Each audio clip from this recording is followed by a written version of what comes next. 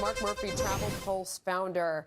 Mark, I mean, let's start where Jackie left off. She said that TripAdvisor is saying that folks should do additional research before they go to places like this. How do you do that to make sure that you're going to a place where this isn't going to happen? Sure. Well, number one, you should be confident that when you look at that map is the geography of the destination, the island, and these things happened all around. So to conflate that they're all connected is a bit of a stretch, to be frank. So number one, that should give you some comfort. Number two, that Bahia Principe business, they basically handle about 700,000 travelers a year in the DR. So again, when we're talking about something happening, this is not widespread, but it is disconcerting because, in particular to me, the couple, getting to the bottom of what happened with the couple. So one of the best things they can do is talk to a travel agent who sells this destination regularly and get personal feedback, back it up with TripAdvisor if they want to validate some of the reviews. But there are people on the ground right now there today that are having a great vacation,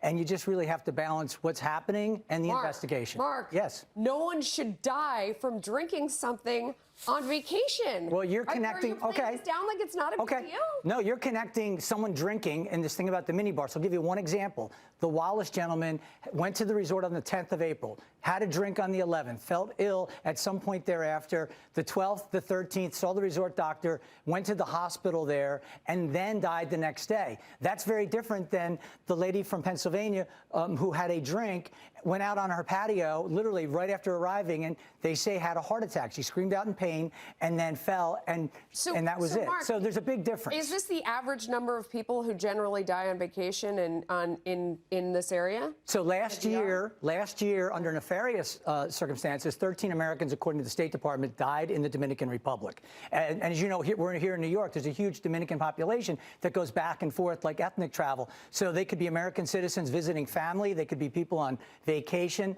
Other than that, people who die of natural causes, that happens all the time. It happens on cruise ships. It happens in resorts. So it happens on planes. Recommending that people go to these resorts on this island? I think if 8 million Americans have traveled to the Dominican Republic in the last 4 years alone, I think I'd feel pretty confident. I was just there in January. I personally would get on a plane tomorrow with my wife and kids and go there because I know the destination, and this is too scattered to be some conspiracy. Would you drink from your minibar?